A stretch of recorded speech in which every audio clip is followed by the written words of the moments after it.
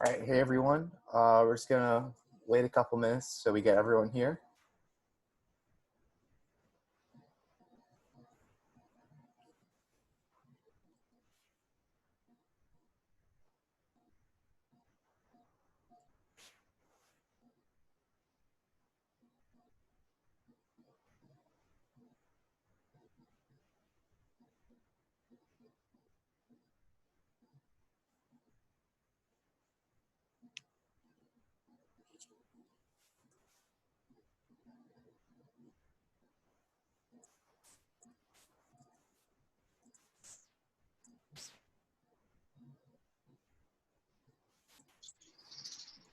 All right. I believe we have everyone. Do you guys know if Maia's joining us in the beginning? No, she'll join later. All right, cool. All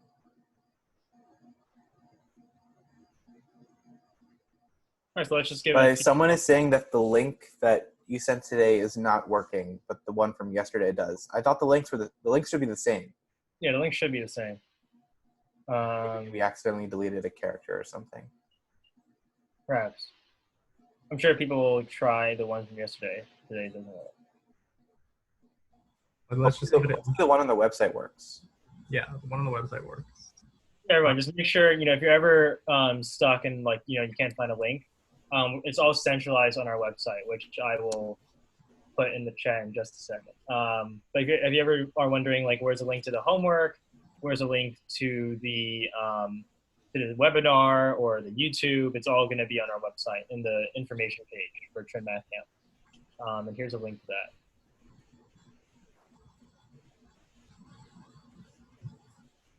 Oh, let's see. Okay.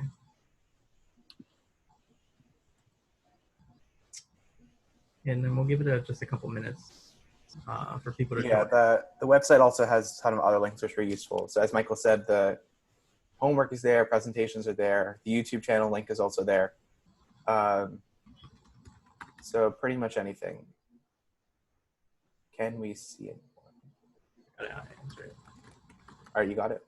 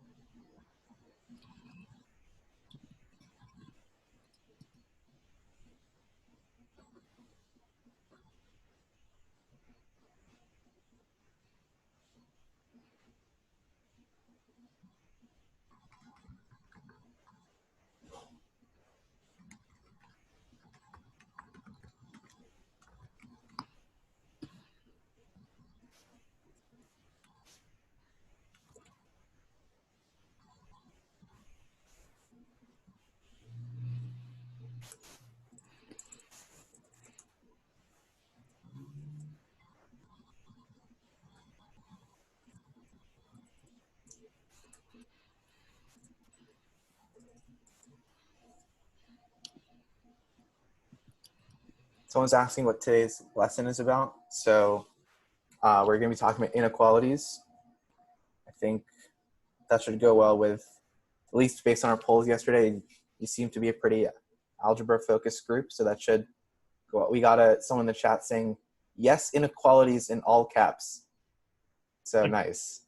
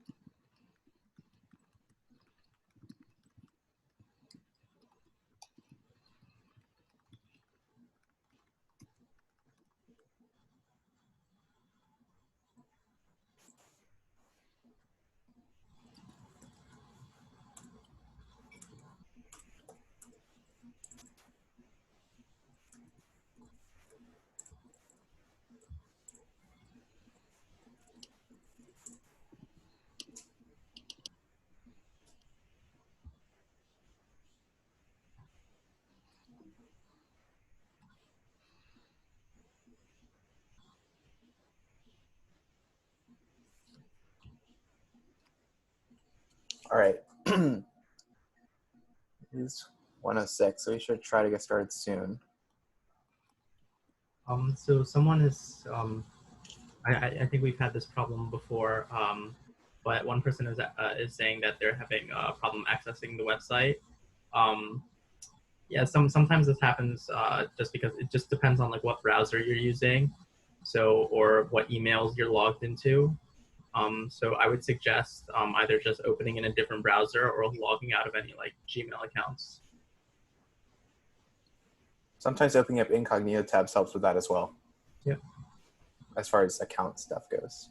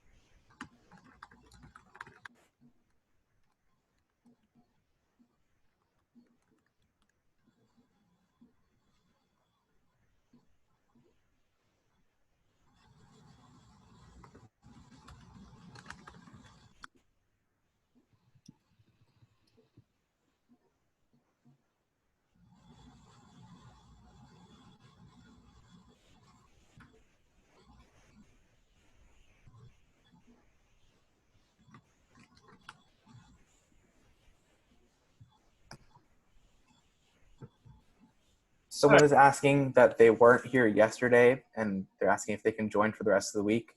Yeah, that's perfectly fine. Today's class is not related to yesterday's class. We're going to go over a couple homework problems, which will be related, but otherwise, inequalities will be completely separate from what we did yesterday, which was the pigeonhole principle. So yeah, feel free to join in regardless of missing previous classes. And we should also say the class is available on YouTube. So if you check out our YouTube channel, the videos from yesterday are there. So actually videos from both sessions are there. So if you didn't go to the one that happens at 3, feel free to watch that.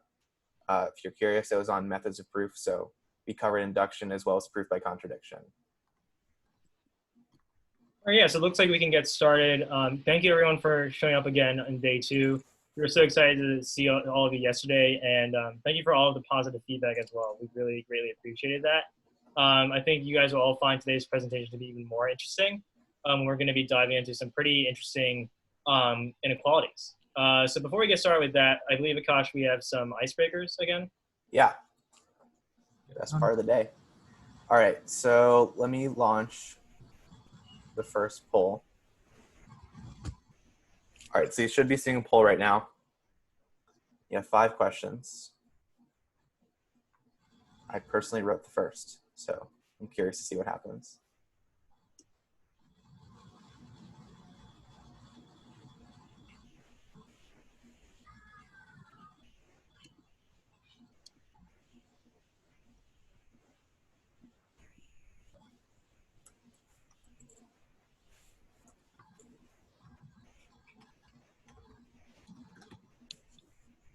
Some people are asking on what is The Office. If you haven't watched the show yet, I would truly recommend it. It is one of the most well-known.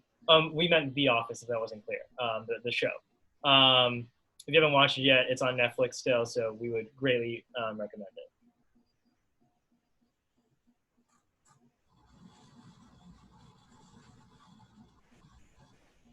All right, around half of you have voted. And Friends is another show. Friends is another show, yeah.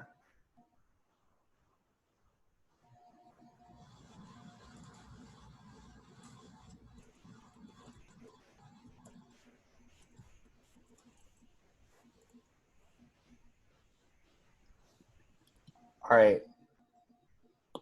Someone here is really enthusiastic. Joey doesn't share food. I'm just going to read that out, all caps.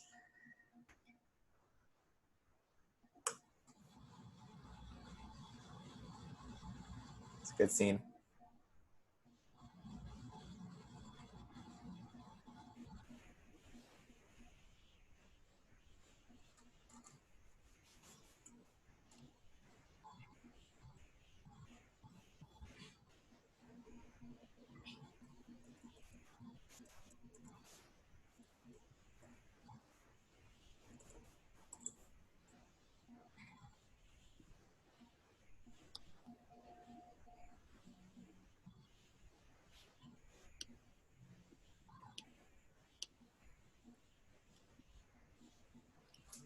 All right, we'll just wait a little bit more. Around over 80% of you voted, so let's get the last few in.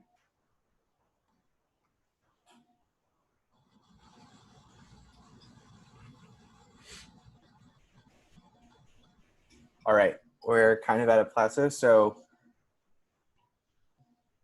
we can. All right. So rock won, rock, paper, scissors. Yeah, I would choose rock. That is actually, like, this is a joke question, but it would actually be interesting to think about, like, why. Sure. Or to get, it would actually be interesting to get more data on this and see if there's a consensus on one. It seems from this data that paper is the best option to play. From this data, at least. Well, okay, I guess. I mean, it could be that we just listed rock first. So that's true, yeah. I don't know. If I were to play, yeah, I would choose rock. I would choose rock most of the time.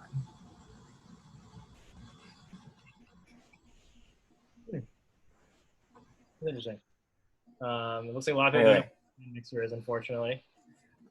Stand mixer. Oh, I don't know. I think this was from the other session. I believe this is a reference to the second session we had yesterday, but one of our co-presidents, Maia, she'll be joining us a little bit later, is adamant about stand mixers and is shocked that other people don't know their wonders. So we had to put this question in, and pretty sure it's a kitchen. She'll be shocked to hear that the majority of people do not know what a stand mixer is. To be fair, I didn't either. Favorite Office character, Michael.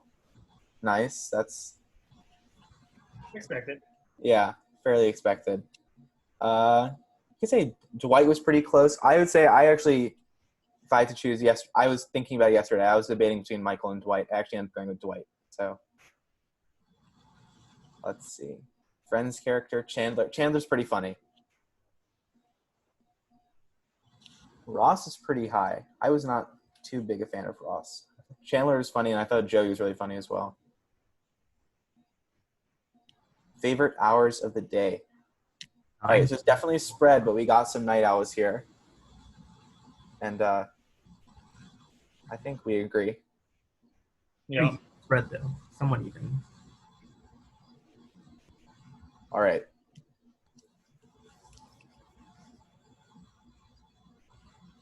So unless you guys can think of any logistics you want to go over, I think we should maybe just go over a couple of those homework problems that people had some questions on, and then we can move on to the inequalities.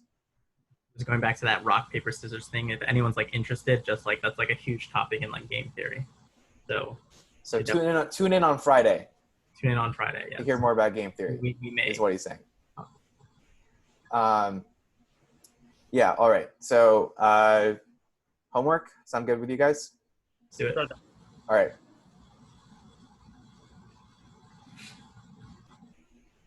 So hopefully you're seeing the homework problems right now. Is that correct? Yep. Great.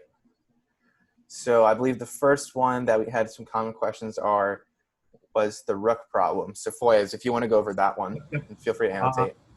So the rook problem, this one is just very similar to yesterday's problem. It's basically almost identical to the one where we had 41 rooks on a 10 by 10 chessboard.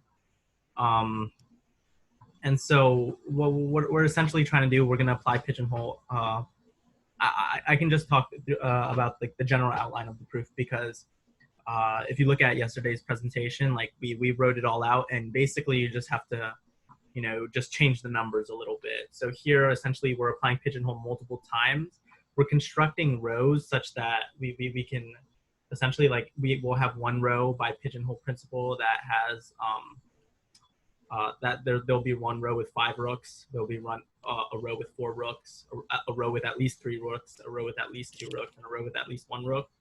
And then we will be able to show that that we can construct 5 rooks that don't attack each other. And so that's just the general outline of the proof.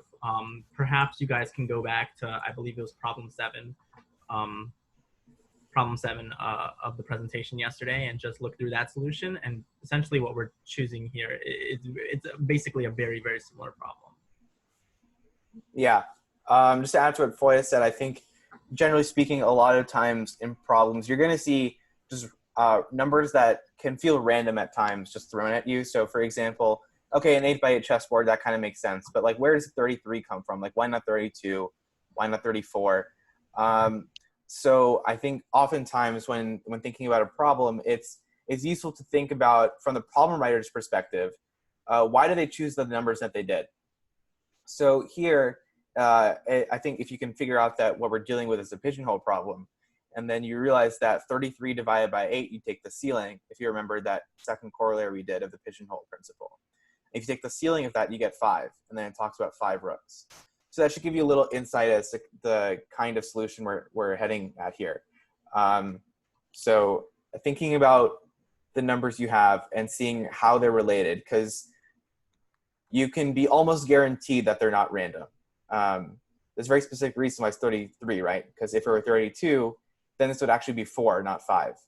And this is also a generalization, but typically speaking, problem writers, for whatever reason, will always just go right above the edge.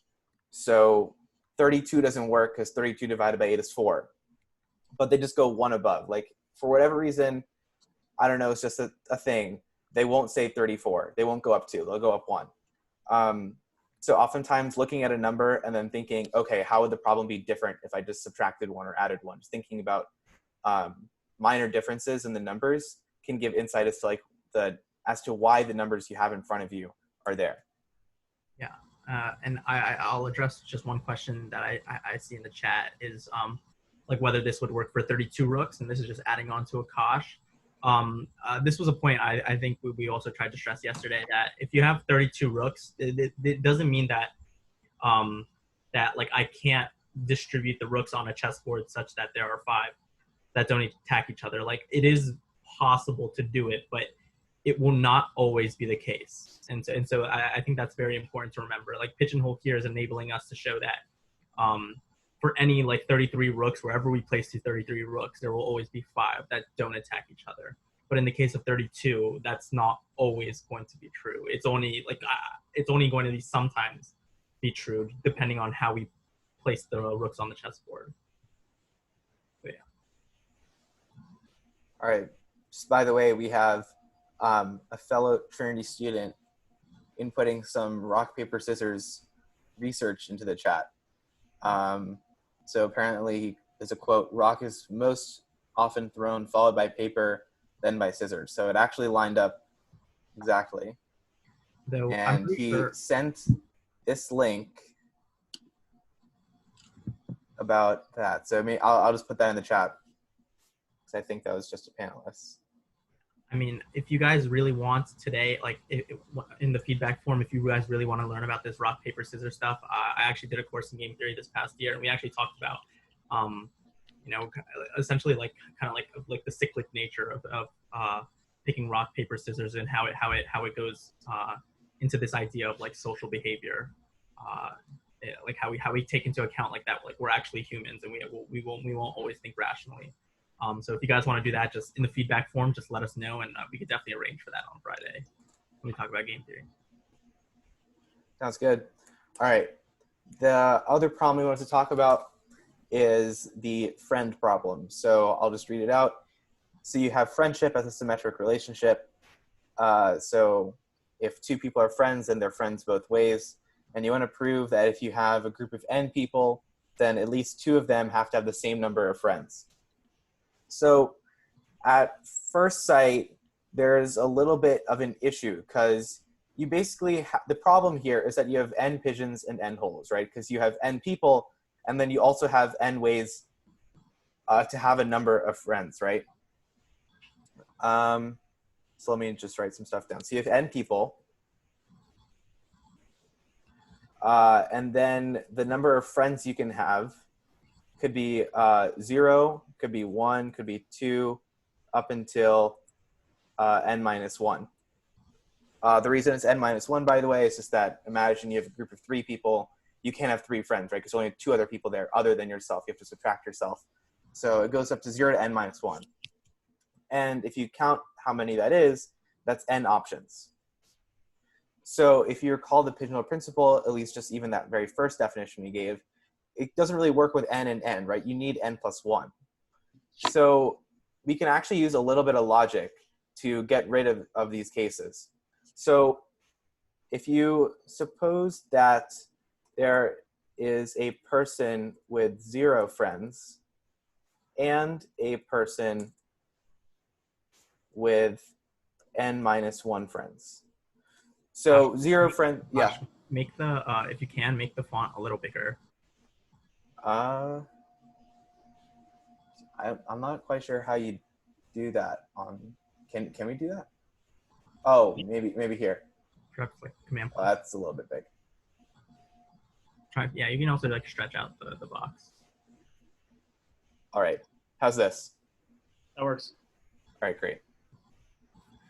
So imagine that there's a person with 0 friends and a person with n minus 1 friends. So 0 friends means they have no friends in the entire group, and n minus 1 friends, it might be a little bit confusing because of the -1, but it really means that they're friends with everyone in the group. However, this doesn't make sense. So this does not make sense.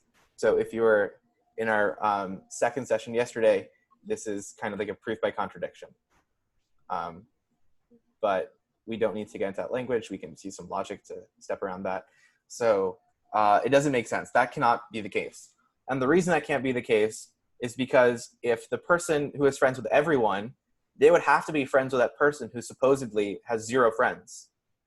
But friends is symmetric. So if that person, the popular person, is friends with everyone and they're friends with the person with 0 friends, then that person with 0 friends actually does have a friend. That's a contradiction. That can't be. You can't have someone who's friends with everyone, but also have someone who's friends with no one. So that means one of the 2 cases. So one of the 2 cases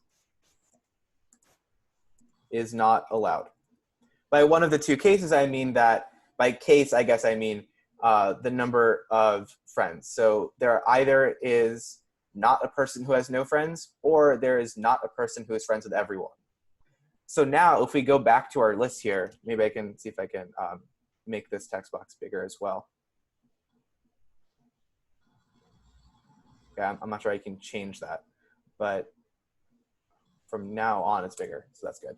So originally we had the set. I'll just rewrite it in case it's too small for people to see it. Originally this was our set, right? But we showed that you can't have 0 and n minus 1 at the same time.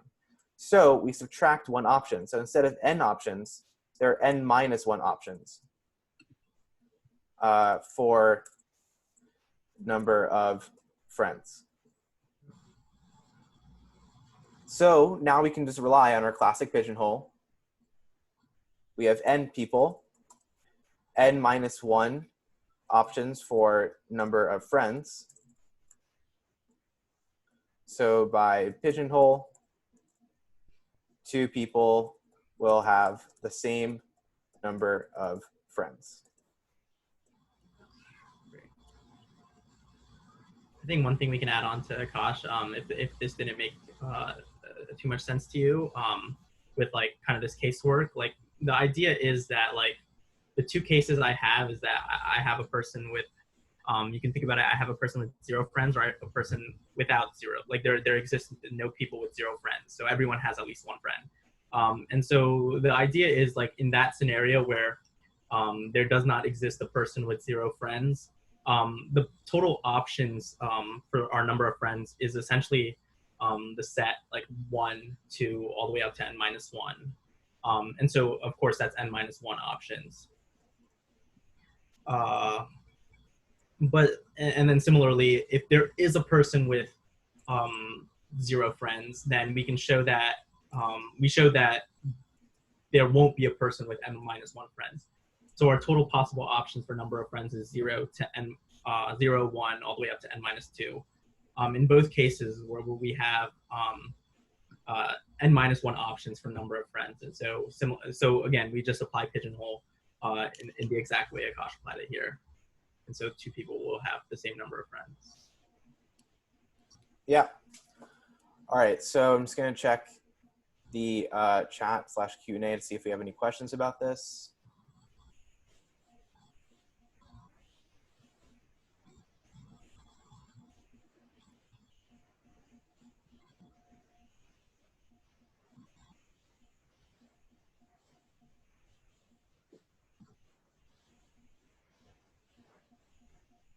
All right, chat looks good. Just going to check the Q&A. All right, great. All right, so do you think we can move on to the inequalities? Sure. Let's do it. All right, so I'm just going to clear this board.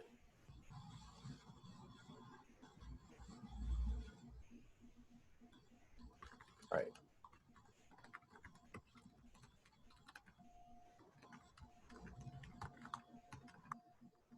So inequalities, that's our, as we alluded to earlier, that's our topic for today. So hopefully you guys enjoy it, especially with the focus on algebra you guys seem to have. So first, we're just going to intro what are inequalities. So I'm sure you've seen them before, maybe not in theorem form, but the idea really is just to say you have an expression on this side, you have an expression on the other side.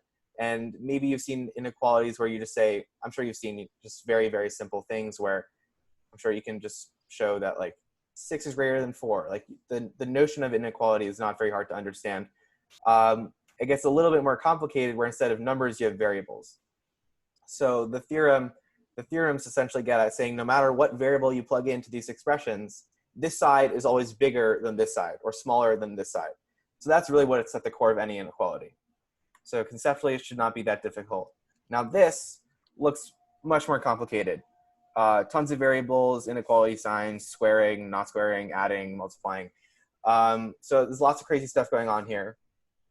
But in less than 2 hours, you're going to know the proofs to all of them, understand all of them, and know how to solve problems with them. So let's go on. So there's an inequality that I'm sure a lot of you know called the triangle inequality theorem. So for those that don't know, or just to reiterate, basically says that if you have the side lengths of a triangle, then the sum of two sides is always greater than the other side. So if A and B are sides, then A plus B is greater than C. And then we kind of just repeat this logic for all permutations of the sides. And then just to give a little intuition as to why this is the case, I'm sure you've heard this before. So if you imagine yourself starting at point A and trying to get to point B, the shortest way to get there is just a straight line, right? If you're trying to get from a place to another place, you just go there. It doesn't make sense to go C and then B. So that analogy can help us understand why the triangle inequality theorem works, right? So the triangle inequality theorem, really, if you think about it in this kind of formal way that we've written up here, it's saying that this side length is less than this side length plus this side length, which makes sense, right? Because you just want to optimize getting there in the shortest amount of time possible to take the shortest route. All right, again, just going to check the Q&A real quick.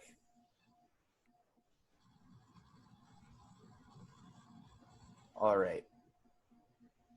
Seems like we're good.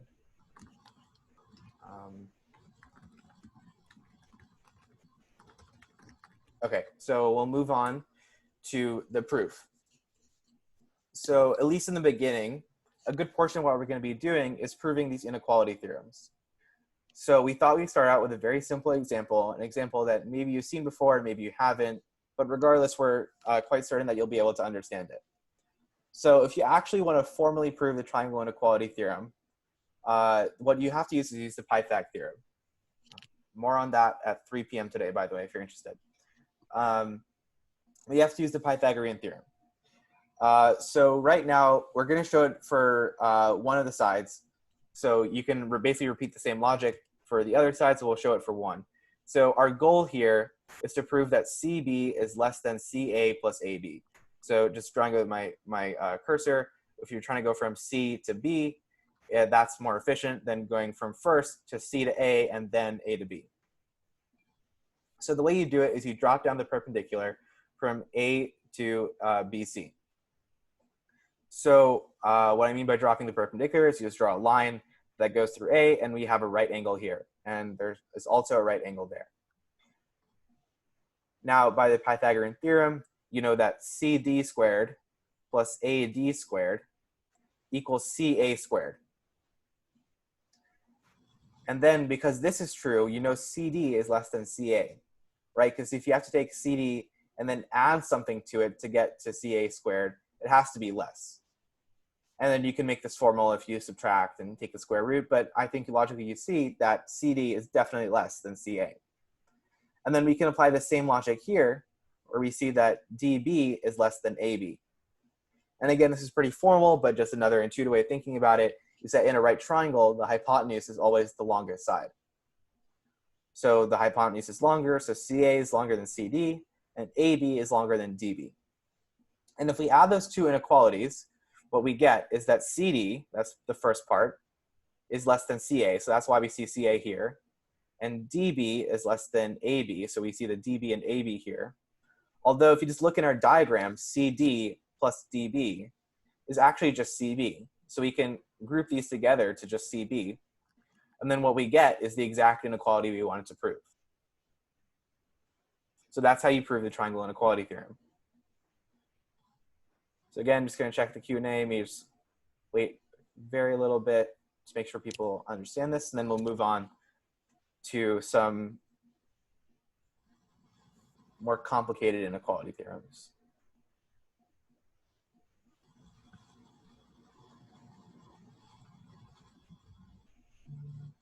Someone asked about the generalized triangle inequality. Yeah, so if you you can generalize this. This is basically in 2 dimensions. So we're drawing a triangle here that's on a plane. So you can generalize this to higher dimensions if you, it helps to think about vectors in that sense. But for our purposes, we're just going to focus on this. I believe there also like is a generalized not triangle inequality, but you can generalize it to also like larger like 2D objects. So like quadrilaterals, pentagons. I can put a link in, just, or you could just search it up on your own. We won't be going over that today, but it's essentially the generalized polygon inequality, which is quite interesting. It's an interesting like corollary of triangle inequality. All right, so it looks like people are all good. So I'll move on to the first inequality we're going to be talking about today, which is called AMGM. And we're first going to look at it for 2 variables. So AMGM, the AM stands for arithmetic mean, and the GM stands for geometric mean. And what it says is that if you have A and B, you have to make sure that they're not negative, then you have the following inequality. So A plus B over 2 is greater than or equal to the square root of AB. So I'm pretty sure that you've heard of the arithmetic mean before. I'm sure in school the teachers ask you to like calculate an average or a mean, and the one on the left-hand side is probably the one that you see, right? What you do is you take the numbers you have and then add them all up and then divide by the amount of numbers that you're dealing with. So here it's the case with 2 numbers, so you add the 2 numbers and divide by 2. And then the one on the right-hand side may be a little bit new. So that's called the geometric mean. So this has more of an element of adding and then dividing by 2. This is multiplication, so you're multiplying A and B and then taking the square root. And then what this theorem says is that no matter what, if you take the arithmetic mean, it's always greater than or equal to the geometric mean. And then it's important to note that you have equality when A equals B. So you can see that plugging in A on both sides for B, you get A plus A over 2. So that's just A. And then here you get the square root of A squared, which is also just A. So you have A equals A. Now we're going to go over how to prove this. So the first thing to note is that if you take any real number and then you square it, you always get a non-negative number.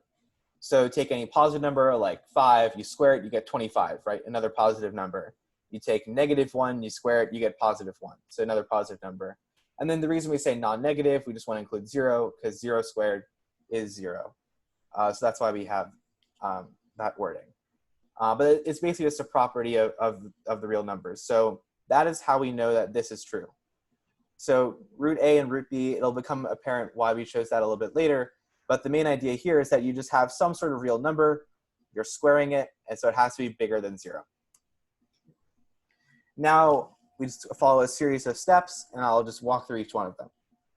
So first, we expand this out, right? So if you ever seen, a minus b squared, it's a squared minus 2ab plus b squared. So that's essentially what we're doing here. Or you can just think of it as like foiling, multiplying it out. So you have root a squared minus 2 root a root b plus root b squared. That's just simplifying this. So this side will remain the same. So then you have still have the 0 on the right-hand side. Then we simplify a little bit more. So root a squared, the square root of something squared is just itself. So you have a squared, root a squared, which is a, so that's here. Then this root b squared similarly becomes a b. And you also have to note that root a times root b is the same thing as root ab. So when dealing with square roots, you can multiply the stuff inside. And then we just put it over on the other side. So we add 2 root ab to both sides. So we're currently here. And then finally, we divide by 2. And we get a plus b over 2 is greater than or equal to the square root of ab. And that lines up perfectly with what we wanted to prove here. Also note, by the way, that we have this restriction on a and b. That's fairly important, that a and b have to be non-negative. And you can see that reflected here, right? Because if you try to plug in a negative number, the square root of -1, the square root of -5, that doesn't quite make sense in this context. We're dealing with real numbers. That'll get us into complex number territory, which we hopefully will be discussing later on this week. But in the context of these inequalities, we're trying to deal with real numbers, so that would not be good for us. All right, so just going to quickly check the chat, see if people have any questions about this proof or about AMGM in general. So one person asked if we were to learn this at school, when would we be learning this? I would say they don't really teach this sort of thing in school. This is what we're trying to do during this camp is give exposure to certain topics in mathematics that are really not available in school. So yeah.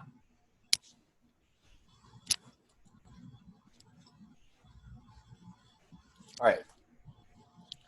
So now we're going to talk about the generalized AMGM inequality. So if you remember the one that we just proved, that was just for 2 variables. So by generalized, what I mean here is that now it actually works for any amount of variables you want. So before it was just 2, but you can actually show it that it's true for n variables. So this is still something you've seen before, the arithmetic mean. I'm sure you've called it the average before. So you just add your n numbers, and then you divide by the amount of numbers you have, which is n. And then we're saying that this arithmetic mean is always greater than or equal to the nth root of the product of all the numbers you have. So this is the geometric mean. So if you actually plug in n equals 2, you'll see that what we had before is the case. So if you plug in n equals 2 here, you would have a 2 there, which is the same thing as the square root. So the square root of a1, a2, or in other words, ab. So this just generalizes it to n variables. And we should note that equality holds only when all the variables are equal. So if you plug in all the variables being the same exact thing, then you would get equality. So we're just going to try it out with an example really quick, just in case you don't believe us. Hopefully this will convince you. So we're just going to try it out for trying on 6 numbers, 3, 1, 4, 1, 5, and 9, completely random, no correlation to the ratio of a circumference of a circle divided by its diameter. So we just take the arithmetic mean on the left-hand side and the geometric mean on the right-hand side. And then we're just going to see what happens and if it's really true. So you take the arithmetic mean, you add all these numbers, you get 23. You get 23 over 6. On the right-hand side, you multiply all these numbers, you get 540. And then here, these numbers aren't particularly amazing. So feel free to use a calculator. And then what you'd get is around 3.833. And then on the other side, you get 2.854. So this question mark, we can now verify that it's true. So yes, the AMGM inequality for generalized variables does work in this case. All right, so it's gonna take any questions. The generalized form might be a little bit harder. Is the 6 on the right-hand side supposed to be some kind of cube root? So the 6, I'll just put a little circle around it so we understand what we're talking about. So I believe the person is asking about this 6 over here. So what that means is that it's the 6th root. So you might have seen square roots before. So whenever you write something like this, so I'm sure you've seen like the square root of 4 is 2. But there's actually kind of an invisible 2 there. And then maybe you've seen something like cube roots. The person in the question actually asked about cube roots. So then you would write this sign, and then you would write a 3 there to get the cube root, and that is also 2. And then you could say that this is because 2 to the 3rd power is 8. So this 3rd power, the reason we say 3 is because that 3 comes from here. Similarly, 4 is 2 squared, so you'd put 2 on the top, and that 2 would come from here. So this 6th root just means it's instead of 2 and 3, you have 6. So that's what we mean by 6th root. Or over here, you see nth root.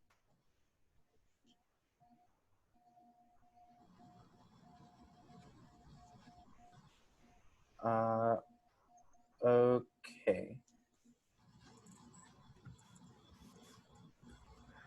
So let's move on to the next one. So this certainly looks more complicated, and it's called the Cauchy-Schwarz inequality. Cauchy-Schwarz, there's 2 names, and it says that if we have real numbers a1 through an, so we have some sequence of n real numbers here, and then we have some sequence of n real numbers there, just 2 separate sequences, then we have this inequality, which looks kind of crazy if you haven't seen sigma notation before. So without the sigma notation, it's just equivalent to this. So sigma just basically means adding. So as you can see, we basically just plug in 1, 2, 3, because you start at 1, end at n. You just keep plugging in and then keep adding each term. That's what sigma means. But if you're not comfortable with that yet, that's okay. We can just write it out here. So what it says is that you basically just take the numbers, and then you take the first one from your first sequence, the first number from your second sequence, and multiply them together. And then you do that for every single term in your sequence and add them all up. And then you square it. And then that is less than or equal to a1 squared. So you take each of the terms in your sequences, square it, and then add them all up. And then same thing on this side. Take each of your terms in your sequence, square them, add them all up. And saying this is always greater than the left-hand side.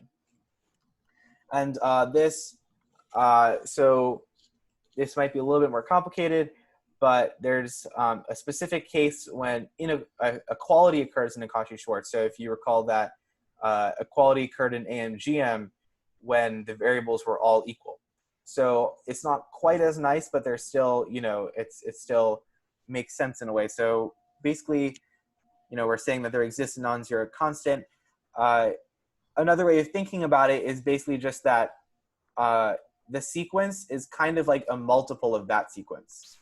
So if this one were like 7 and this one were 14, then the scalar to get from 7 to 14 is 2. So then if this sequence consisted of numbers that were all 2 times this one, then it would be equality. Or they're all 3 times, then it'd be equality. So you have to make sure that they're multiple by the same scalar. So this is somewhat of a complicated concept. We do have a poll about this equality case. So we'll introduce that, although this is certainly harder than some of the other polls. So we'll just launch that and see what we get. And of course, feel free to ask questions. Cauchy-Schwarz is definitely harder. Someone's asking what the giant sign means in each of the 3 parentheses. So that's called a sigma. It's basically adding. So just to write out an example, so if you write sigma I equals 1, 10, I'll just write this out while people are voting on the poll. Sorry, not n. I'll put a real, put 3, let's say. That's a 3. And you put I. What that's equal to is 1 plus 2 plus 3. And the reason is, you look at this, what you're taking the sigma of, this expression, and it's just I. And then we say I equals 1, and there's a 3 on top. So what that means is that you're going to be looking at the integers from I equals 1, 2, all the way up until our upper bound, which is 3. So that's just 1, 2, 3. And our expression each time is going to be I. So your expression is 1, 2, and 3. And then what this sigma means is that you just add them all up. So you take your terms 1, 2, and 3, and then you add them. So there are plus signs there. So you get 1, 2, 3. You put the plus signs between them. So it's 1 plus 2 plus 3. So that equals 6. All right, just going to field any more questions.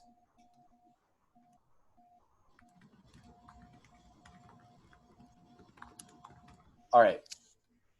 So most of you voted. We're just going to go over the problem.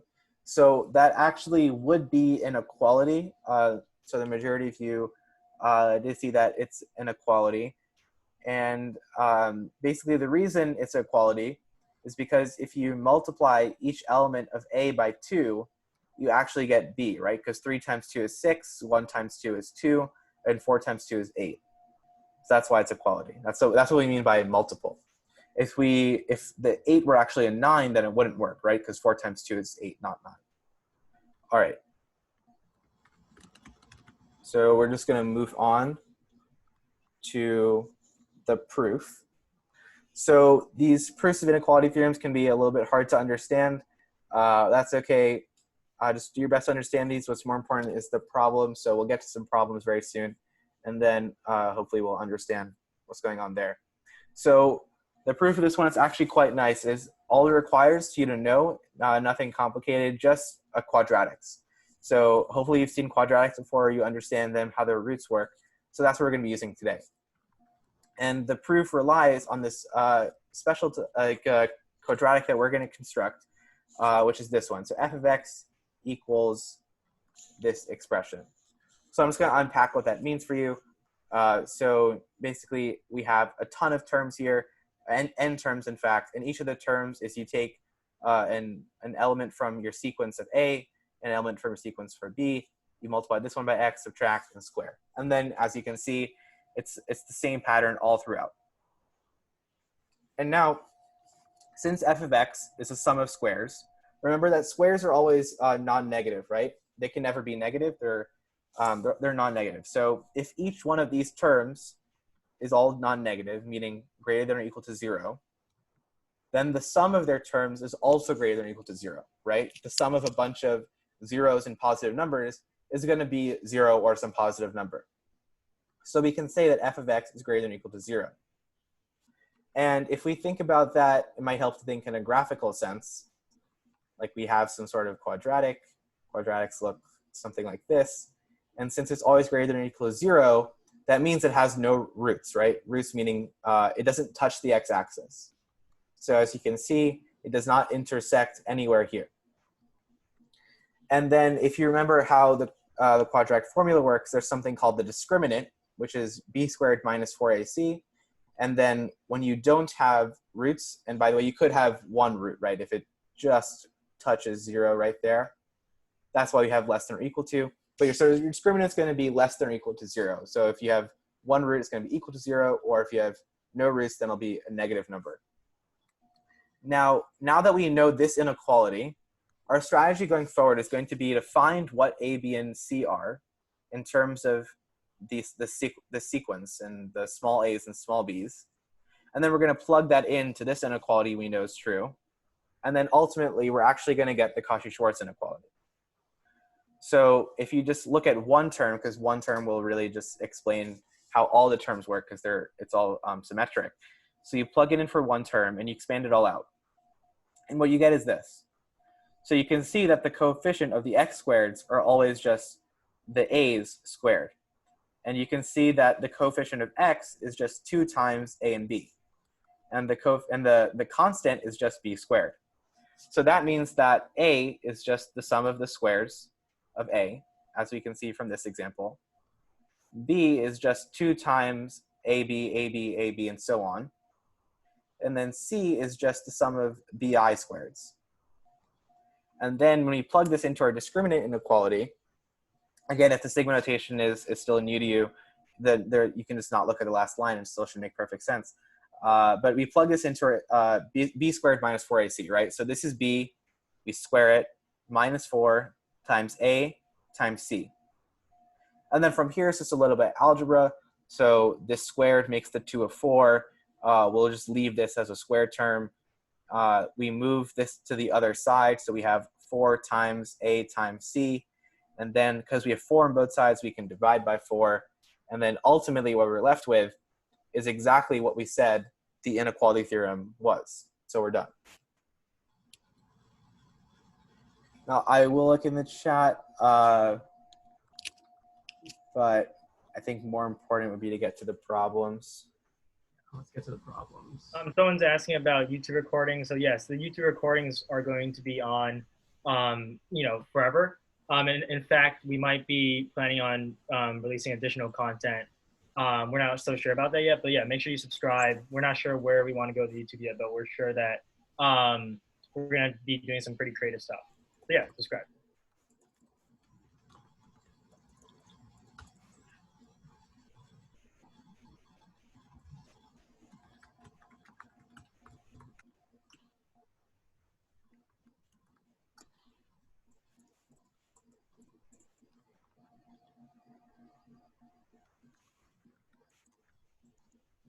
So I'm not seeing many questions about the proof, so I guess we can try out some of the problems, Akash. All right. So there's more inequalities. I think in the interest of time, we can leave you to read the tedious lemma proof a little bit later.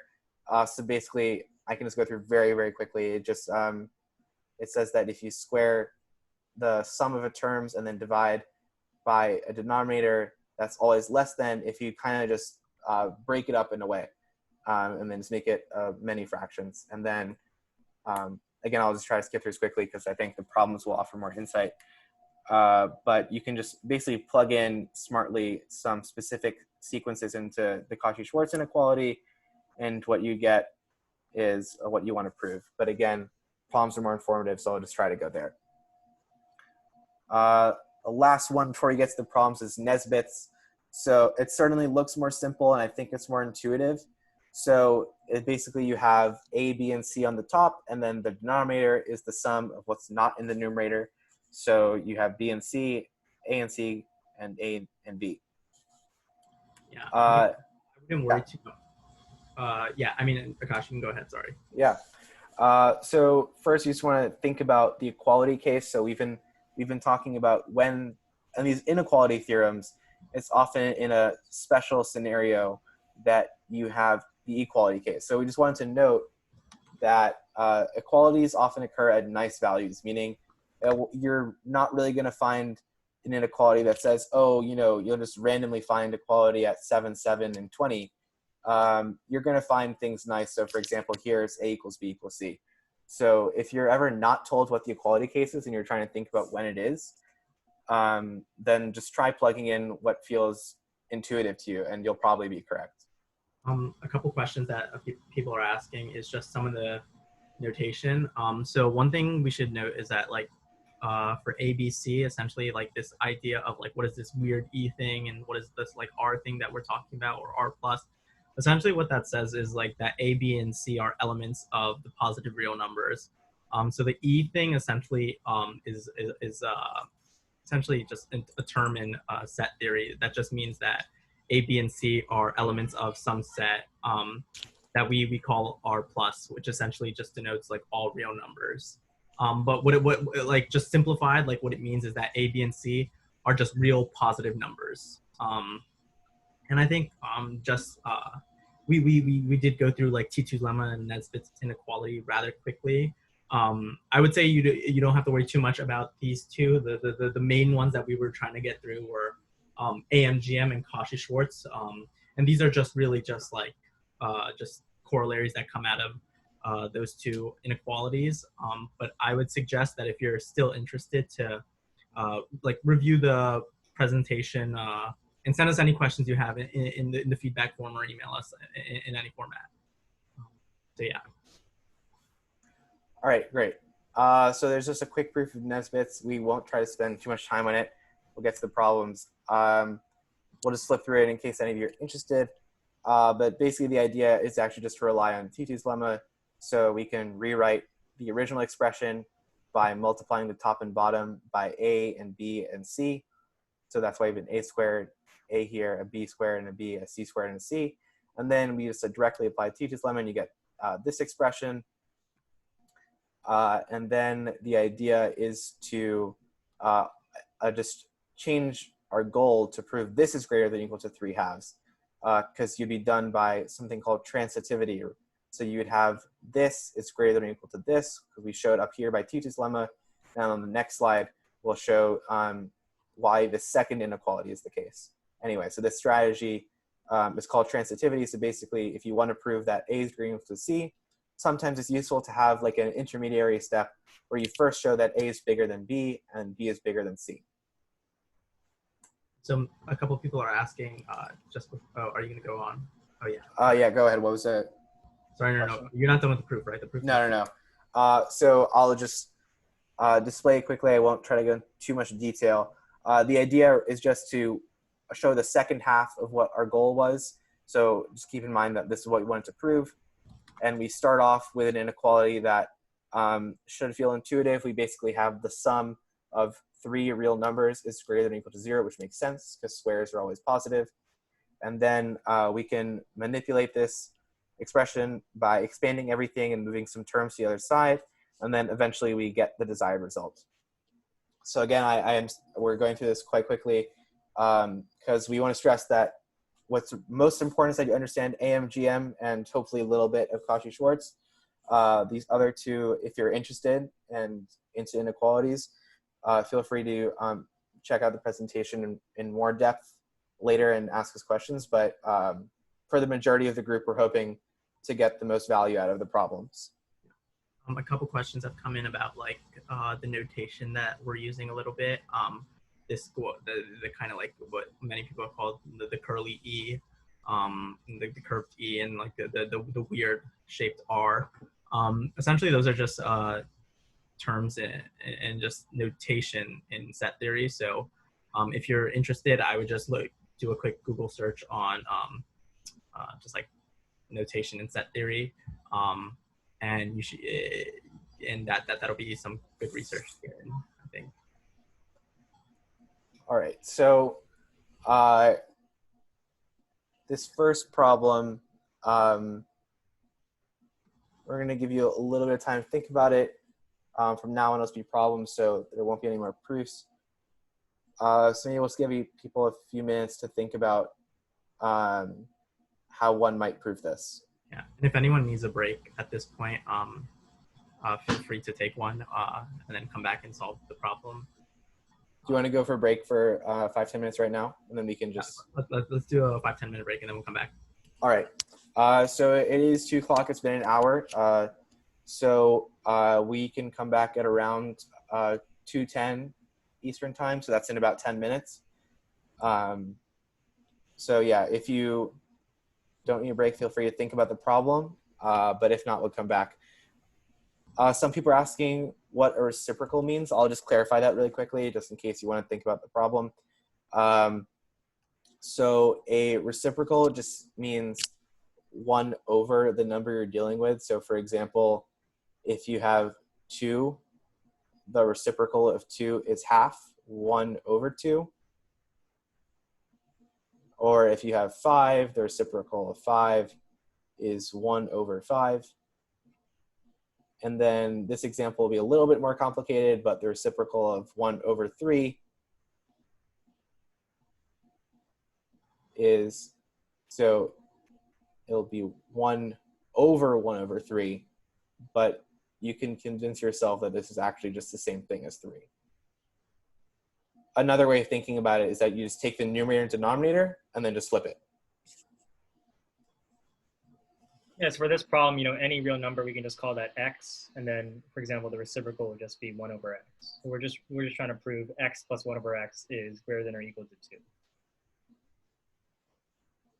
All right, so why don't you guys think about that problem for a bit, and as Akash said, we'll be back in a few minutes.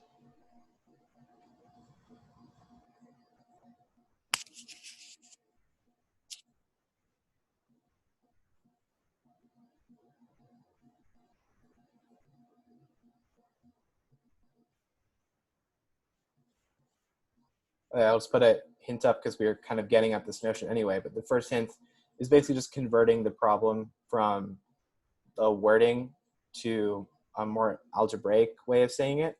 So this might be a little bit more convenient for you guys to think about.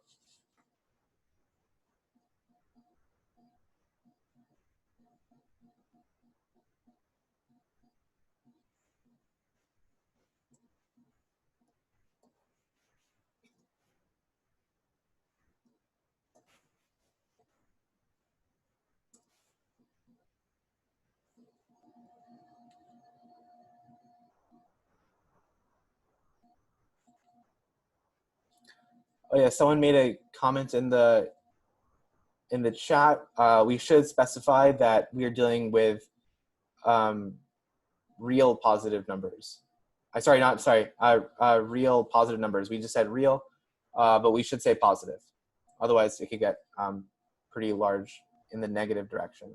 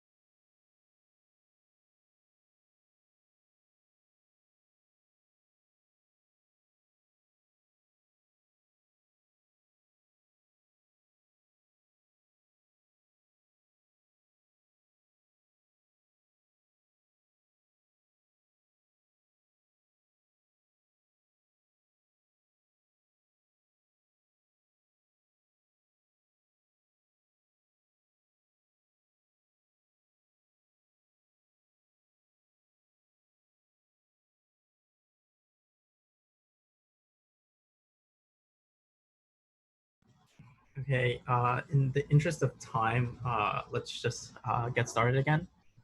Before the break, we wanted to prove that the sum of any real positive number and its reciprocal is at least 2. And the hint was that we were trying to prove that x plus 1 over x is greater than or equal to 2. And the second hint is we want to apply AMGM. And so how do we do that? So we'll so we want to apply AMGM onto the following two terms, x and 1 over x. And since we let x be any positive real number, we know that 1 over x is going to be a positive real number as well. So the set that we're applying AMGM to, the set of terms that we're applying AMGM to are all positive real numbers. And so what we're essentially doing is we're taking x plus 1 over x over 2, so the average of the two, the arithmetic mean. And we're saying that that's greater than or equal to the square root of x times 1 over x. And that's simply just equal to 1.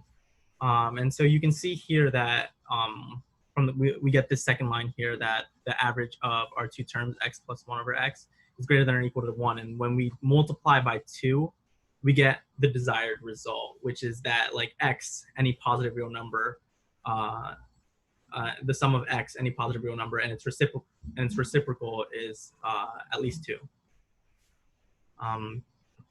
So the key here was that to notice that essentially what terms do I want to apply on AMGM, and this is like a really powerful tool because essentially we're saying that we're essentially able to apply AMGM on what we're calling variables, since we put the restrictions that x is a positive real number, and so that satisfies our requirements for AMGM. So yeah, I would say the key here is to really realize like how can we use these inequalities to put together a solution that's useful to me.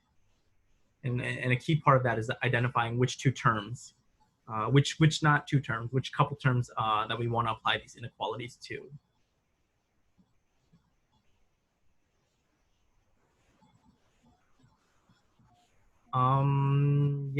So a couple of you are also asking if we can apply. Sorry, if we can also solve this without AMGM. This is possible. So essentially, we wanted to show. I can explain that, but the goal here was to show with AMGM. But I do agree that it is possible to do it without AMGM. Sorry.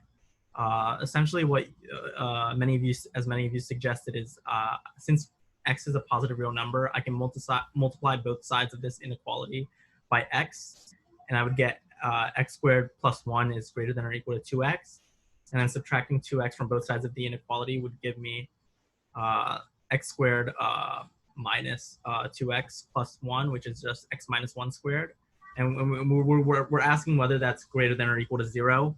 But we know that this is greater than or equal to 0. 1, you can see this graphically, of course, by just graphing the function x minus 1 squared. But you can also see that the square of any number is non-negative. So that'll satisfy it. But the goal here was really to use AMGM to see this.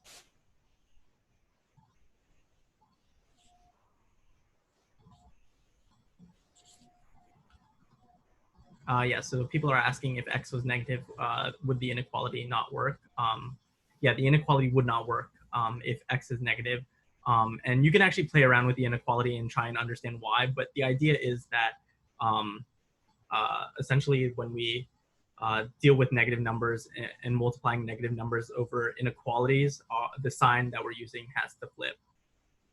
So you can play around with that a little bit. But I guess we'll move on to the next problem. So problem 2 asks for a real positive number a. We want to find the maximum value of 2 minus a minus 1 over 2a. So again, think about how this is similar to the last problem. and how we can potentially apply AMGM in some sort of way.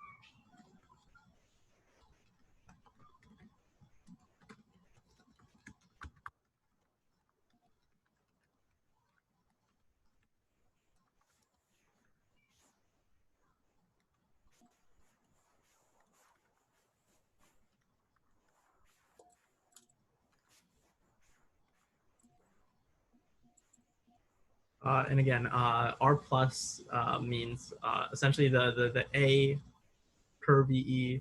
R plus essentially means that A is an element of the real positive numbers. And so that just means A is a real positive number.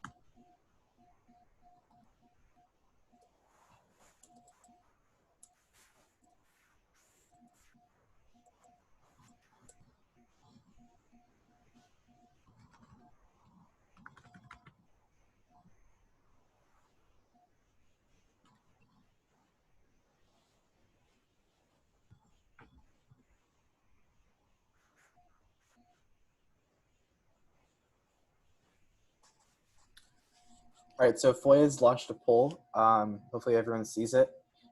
So we're just checking on the problem, and if you've already solved it, that's great. If not, just let us know what inequality theorem you're thinking of using.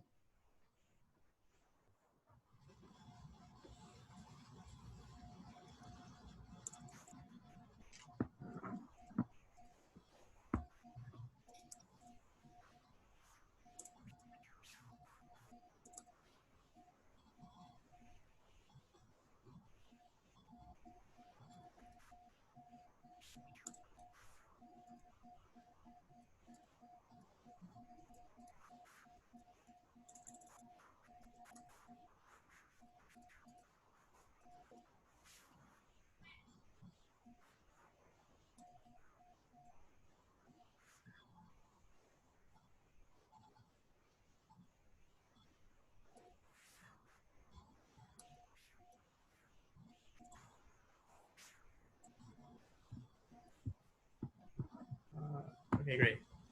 So it seems like a majority of you in the poll chose AMGM.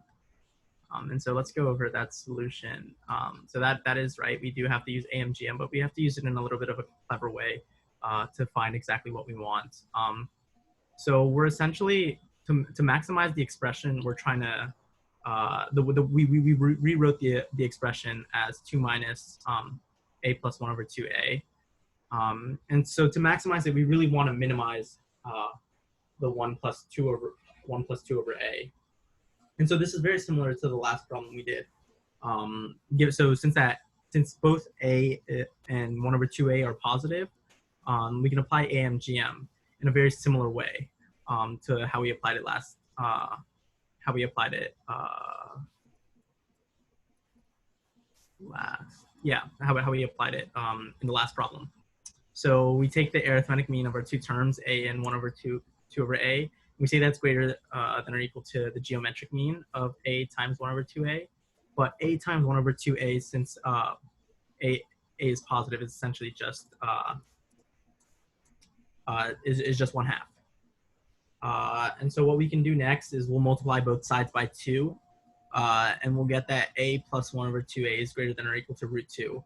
And so since the minimum value of a plus 1 over 2a is root 2, that's exactly what we were looking for. And so we say that the maximum then of our, the maximum value of what we want to find, 2 minus a minus 1 over 2 over a, is just 2 minus root 2. And so, yeah, I think a key thing here is to understand exactly like what we're trying to find and how we want to find that. So here the key was to notice that, like, to maximize our desired expression, we had to minimize a plus 1 over 2a. And we know that now that AMGM essentially enables us to do this if we choose each of our terms very carefully, which is just allowing one of our terms to be a and the other term to be 1 over 2a. And I would continue to stress that we want to make sure that all our terms are positive real numbers, or non-negative real numbers.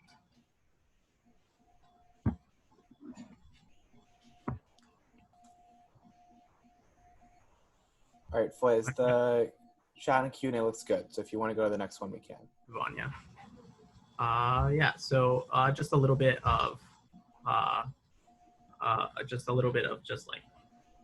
on how to solve inequalities.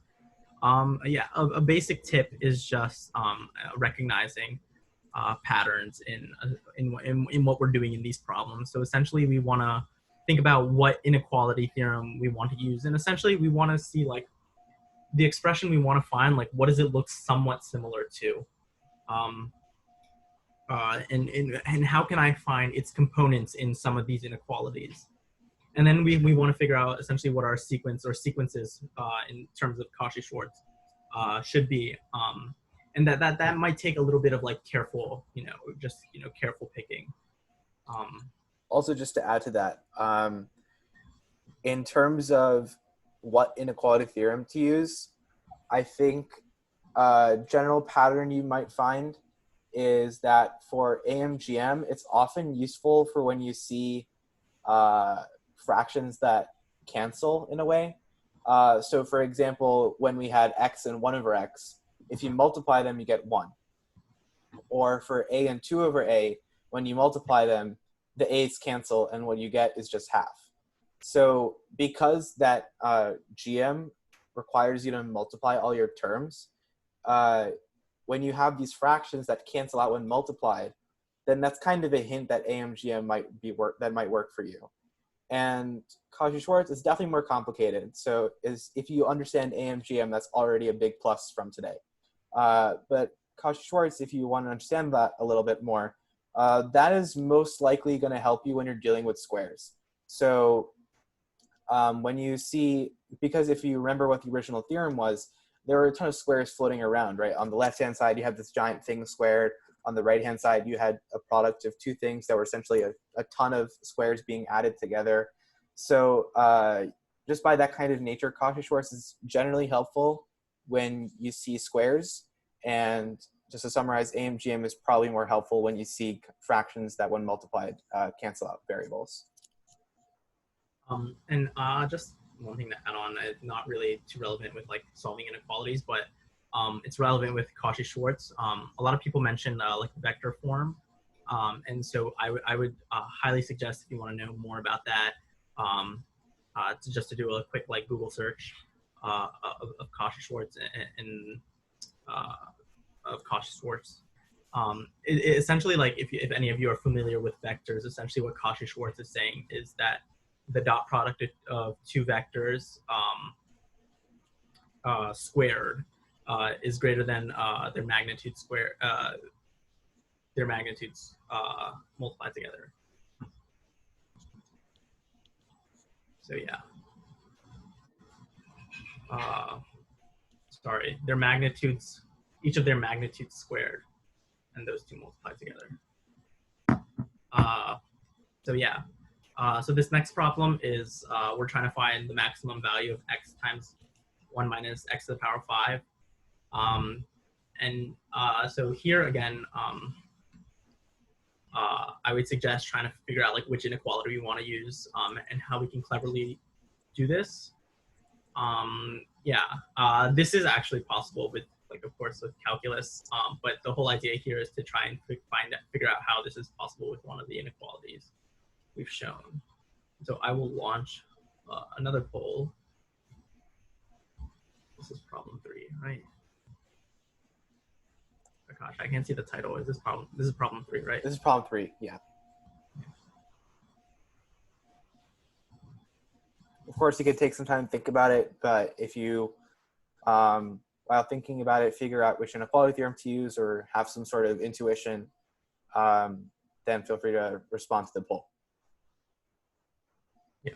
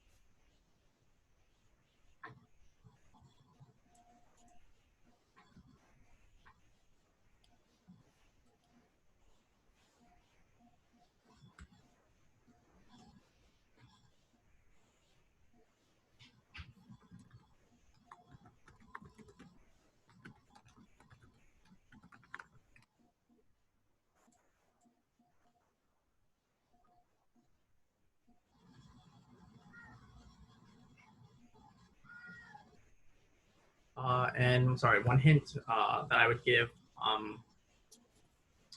is I believe again that x should be a real positive number. Sorry, a real number, just a real number.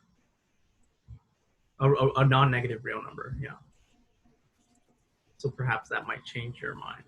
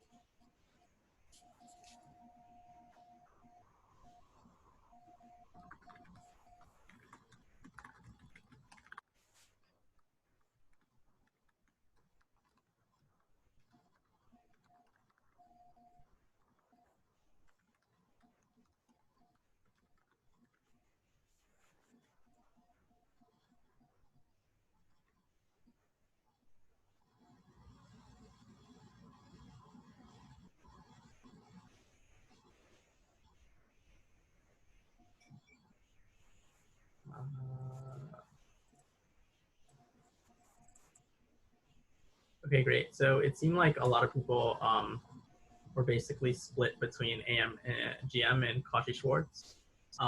And so we're actually going to use AMGM. And so we're going to apply it in a very clever way. So we're essentially going to apply it on the terms 5x and 1 minus x. We have 5 of those 1 minus x terms. So in total, we have 6 terms. And so what we want to do is we're essentially taking the arithmetic mean of these 6 terms, and we're saying that it's greater than or equal to the geometric mean, which is essentially just 5x times 1 minus x to the 5th. And notice like our desired our desired function, essentially x times 1 minus x to the 5th, is kind of hiding in this geometric mean. And so when we continue, we see that we can essentially simplify this whole line such that like all our x's cancel out, because we have 5x minus x 5 times, so that's 0, and then the ones just add, so 5, 6. And then what we want to do is essentially we want to isolate this x times 1 minus x to the 5th, and so we take it to the 6th power, and then we divide by 5, and we get this very big number. So 5 to the power of 5 divided by 6 to the power of 6, which is 3,125 divided by 46,656. And so this is actually like a very, very clever way to apply AMGM. So essentially we're trying to like, we're essentially just trying to make sure that we can get our desired function in there somewhere, and that our desired function essentially comes in the form of an arithmetic mean. Someone's asking about why 5x.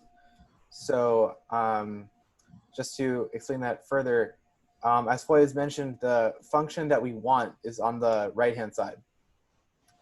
That's that x times 1 minus x to the 5th. So there's some other stuff around it, but eventually the idea is to just have the function, which we end up with eventually. The thing is, on the left-hand side, we don't want to have any more variables, right? Because the only variable you want to see is the function we have on the right-hand side. So the 5x, what it does is it cancels out with these 1 minus x's. So we know we need the 1 minus x's so that we get our function on the right-hand side. But we also have this minus x here, this minus x here, and so on. I'll just circle all of them. And we need some way for them to cancel. So if you have 1, 2, 3, 4, 5, minus 5 x's, the way to cancel them is to have a positive 5x. So in this next step, you can see that all the x's cancel, and what you're left with is just the 1, 1, 1, 1, and 1, 5 ones. And we're okay with having a constant, because we can use this to figure out the answer as to what our function could be. But we need to be smart about this 5x so that all the other variables on this left-hand side cancel. So really here, like, I think the main key is just like knowing, like cleverly choosing, you know, the terms you want to apply AMGM to. And so the clever part here was to take, to essentially use a little bit of autonomy on our x term and multiply it by a constant to help us out a little bit. But yeah, so let's move on to the next problem if there are no more questions. Yeah, Akash, if you can clear the screen. Oh yeah, sure. So the next problem is let n be an integer greater than 1. Show that n factorial is less than n plus 1 divided by 2 to the power of n. And so, okay, so for some of you who don't know what this whole exclamation point is, n factorial is essentially how we say this left-hand side. And what it means is that I'm essentially taking the product of the first n consecutive integers, so or all the integers less than, all the positive integers less than or equal to n. So essentially what this n factorial means on the left-hand side is n times n minus 1 times n minus 2 times n minus 3, all the way to 3 times 2 times 1. So I'm just taking the product of the first n integers. Perhaps I can annotate rotate that.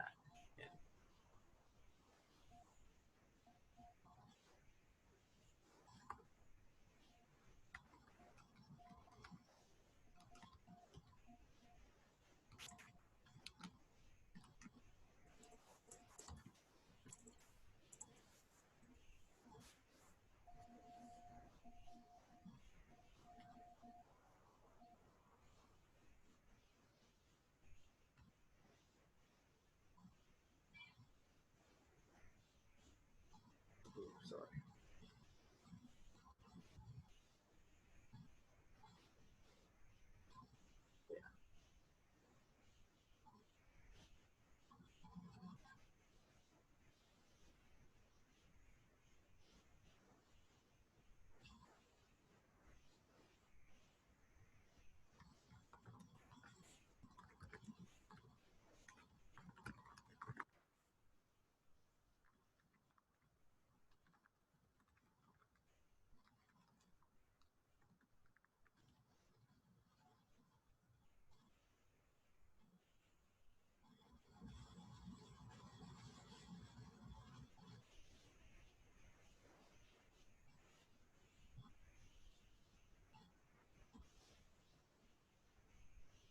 So a hint that I can provide to some of you is perhaps some of you were not in the middle school session, the 5 through 8 session. But we showed that the sum of the first n consecutive integers, so 1 plus 2 plus 3 all the way up to n, is actually equal to n times n plus 1 divided by 2. And so perhaps you guys can actually apply that in this setting some way.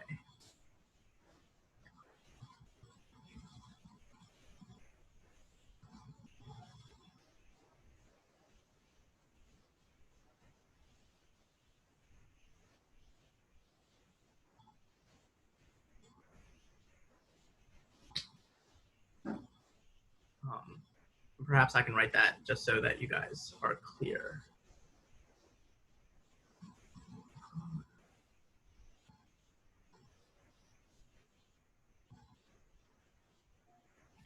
Foyez, I could screen share the part of the presentation from yesterday that covers that really quick. We could just show the statement and maybe the geometric proof if you want, or we could just assume it. Let's do that. Okay. Yeah, okay. Can you just enable screen sharing? Yep, try that. All right.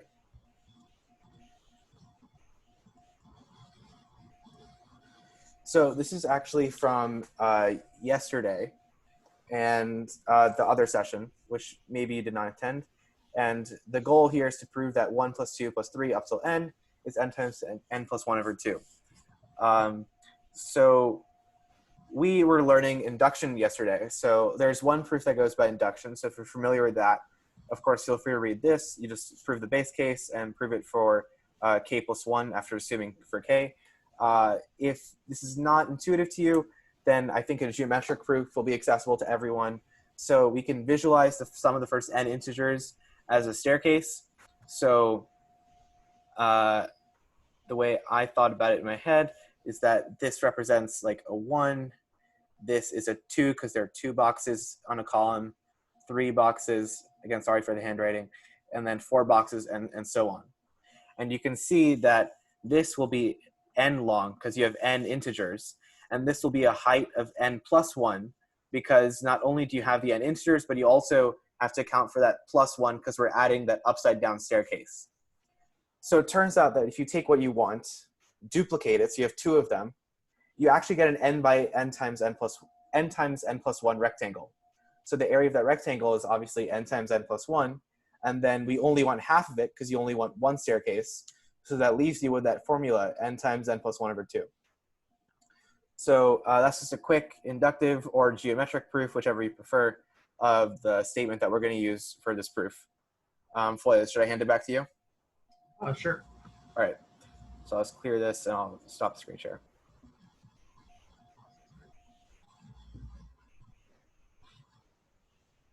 Okay, awesome. So let's just go into the solution.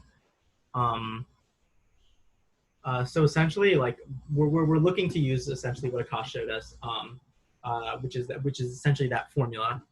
And so we say that we want to apply AMGM to the terms 1, 2, 3, all the way up to n. And so the arithmetic mean is, of course, 1 plus 2 plus all the way up to n divided by n, which now we have to use some clever manipulation using the formula we showed. So we essentially replace the numerator with n times n plus 1 divided by 2. And then when divided by n, these two n's cancel out. And so we get n plus 1 divided by 2, which is really, really nice because you see that we have like an n plus 1 divided by 2 here. And that's really key to see because we were essentially trying to find the components of this entire of this an inequality somewhere hidden in AMGM. And so you see we have from AM we get this n plus 1 divided by 2 part. And so the GM, the geometric mean of these terms is essentially the nth root of 1 times 2 times all the way up to n. And as I said, the product of the first n consecutive integers is n factorial, and it's denoted as n factorial. And so there we go. That's our second part hidden here. And notice that we have like the nth root, and so that's kind of that's where like the power of the n is hiding. And so by AMGM, we essentially say the arithmetic mean n plus 1 over 2 is greater than or equal to the geometric mean, which is the nth root of n factorial. And so when we raise both sides to the power of n, we essentially get n plus 1 divided by 2 to the power of n, which is greater than or equal to n factorial, which is, again, almost what we want. Because notice here that we wanted to show that n plus 1 divided by 2 to the power of n is strictly greater than n factorial. But here we show that equality can't hold. And so I think it's important to recognize that equality only holds when n equals 1. And you can verify this for yourself, because essentially when we plug in 1, we essentially have 1 plus 1 divided by 2, which is 1 to the power of 1. Again, 1 is greater than or equal to 1 factorial, which is 1. So that's only when but we're only considering integers greater than 1. And so that's why this whole idea works. So let's move on to the next question. So we say that given some real numbers a1, a2, all the way up to an, such that the sum of these terms is equal to 1, we want to prove that a1 squared plus a2 squared plus all the way up to an squared is greater than or equal to 1 over n. And so I'm going to launch another poll for this. So yeah, let's take a poll on what we think it is. Again, remember what Akash said before of what this kind of is resemblant of, what this sort of problem resembles, which inequality. Hey, Foyez, can you just promote Maia? But yeah, of course.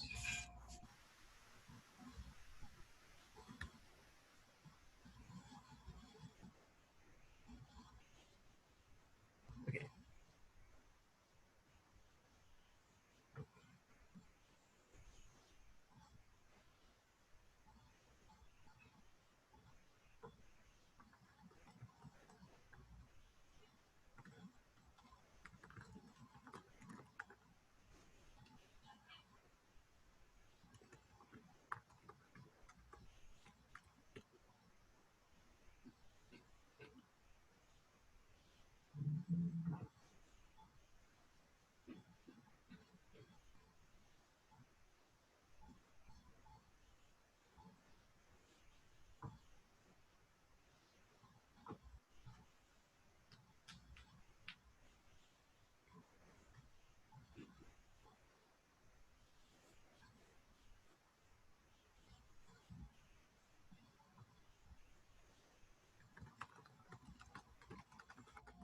If you're still debating which theorem to use, I would keep in mind that we're dealing with a lot of squares here. So if you remember what theorem are good for squares, try and go in that direction.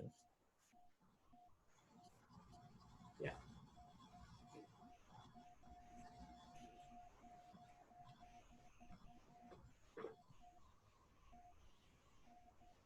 Gosh, there's a total of 7 problems, right? I'm just checking. Yeah, there are 7.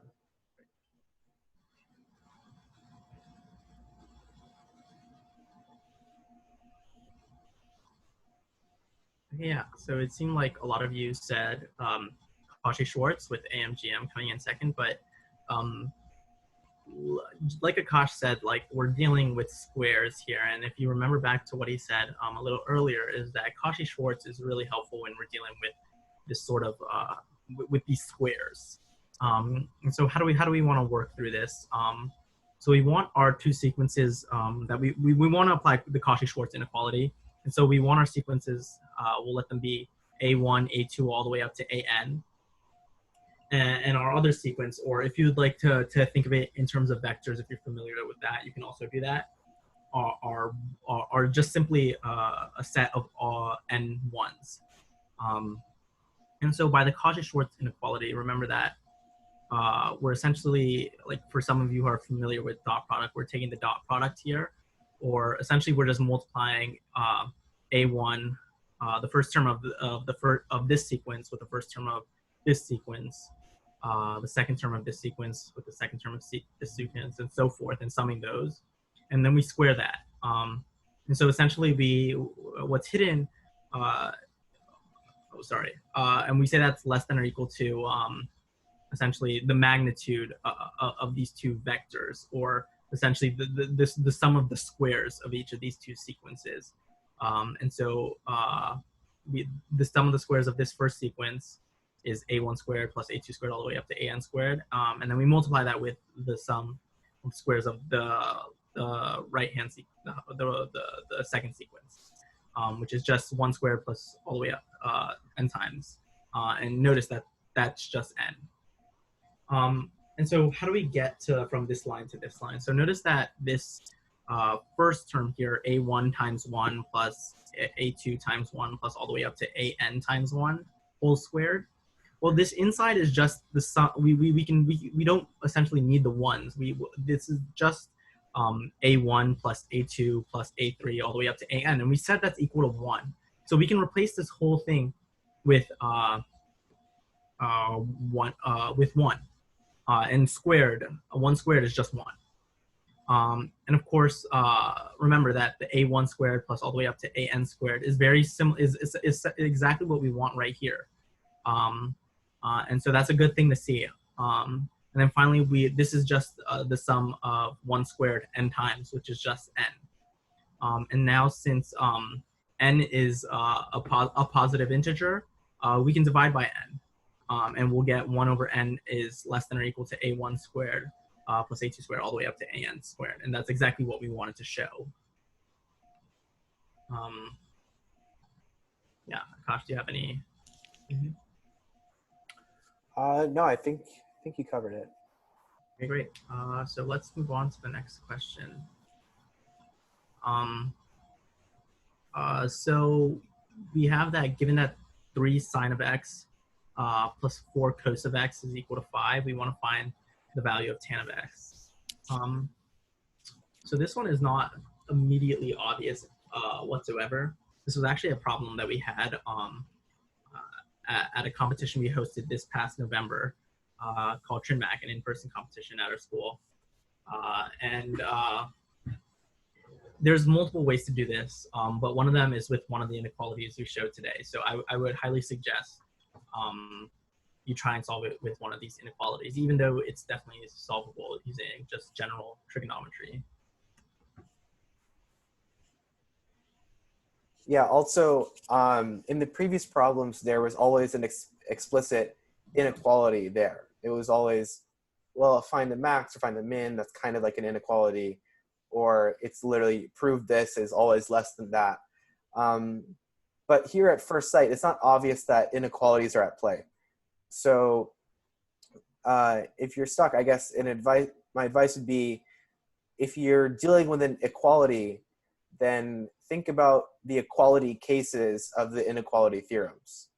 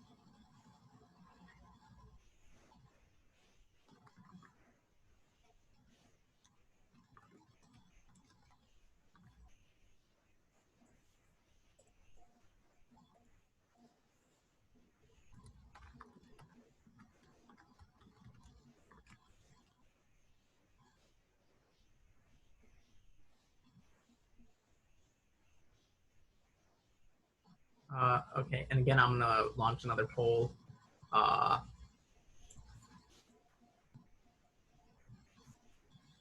Let us know which inequality theorem you think we should use.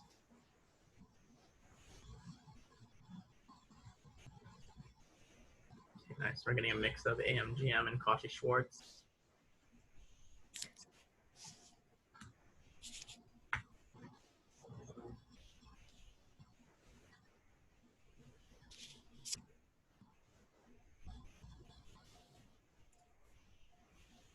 Okay, great.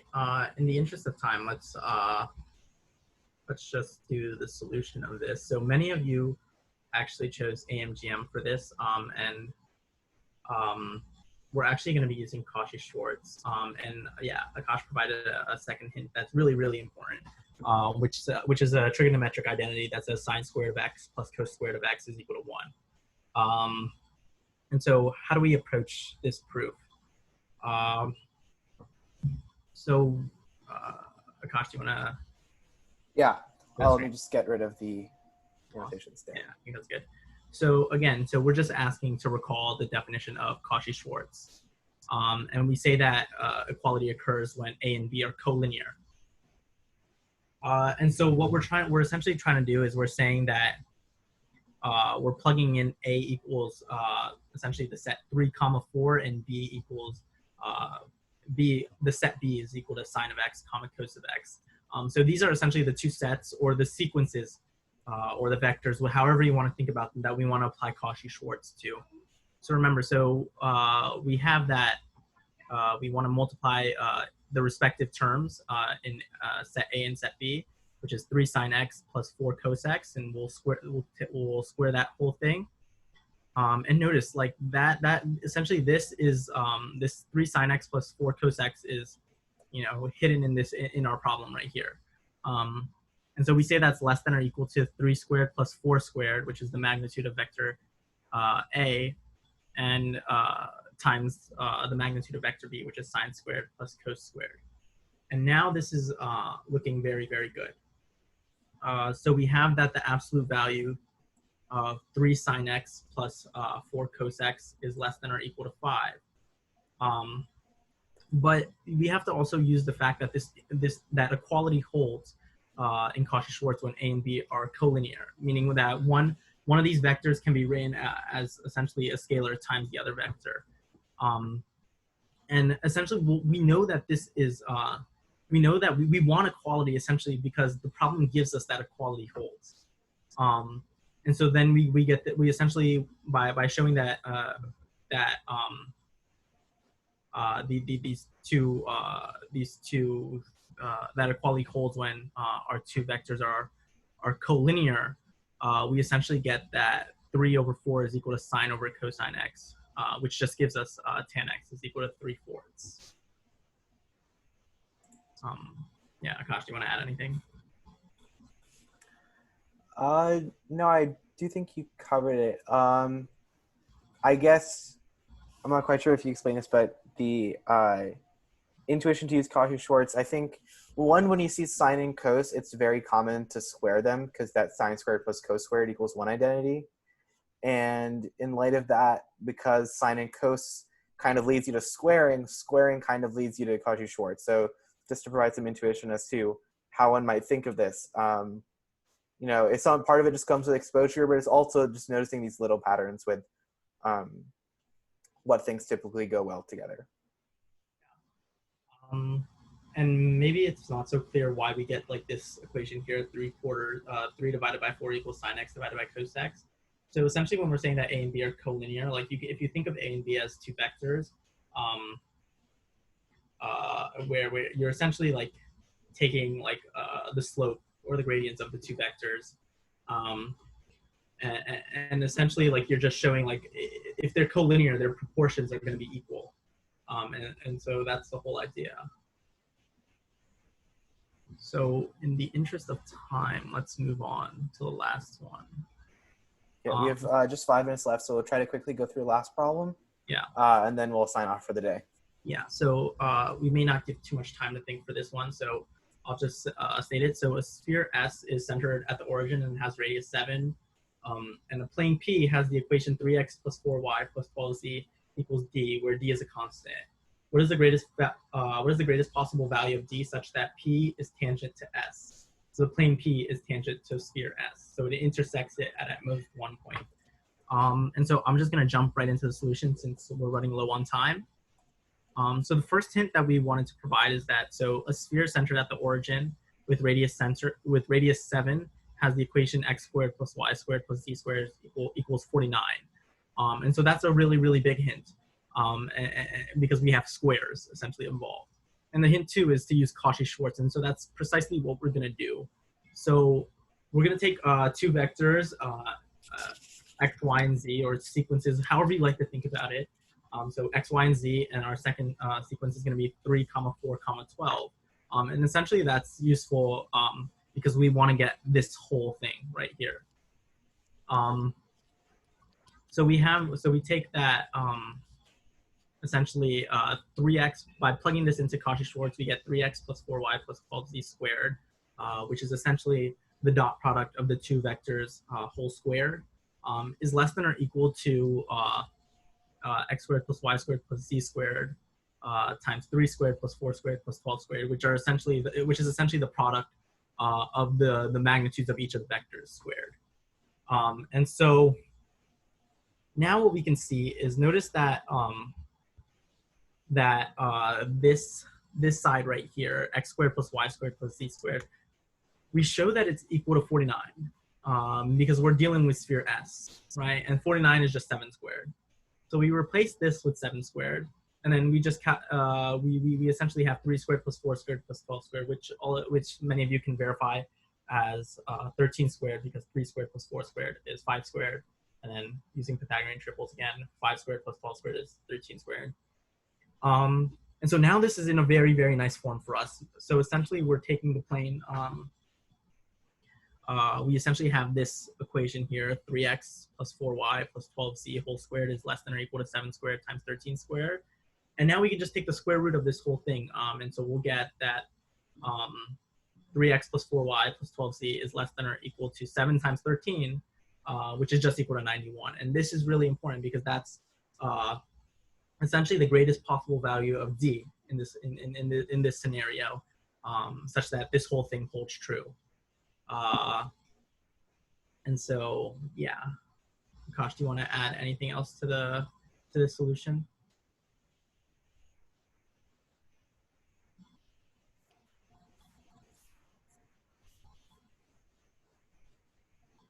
Okay, yeah.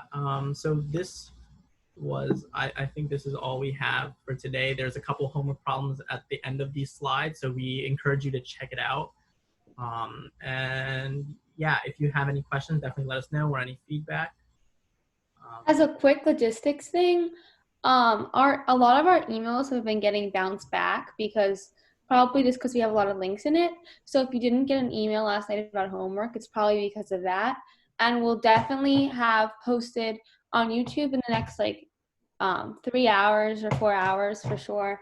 We'll have a recording of this posted, as well as in the links, you'll see the homework, which is the last couple slides, as well as a feedback form. And you can also find them on our website. So if the email doesn't get to you because it's bounced back to us, that's where you can find the homework. And make sure to check your spam folder as well, because that could also be a possibility.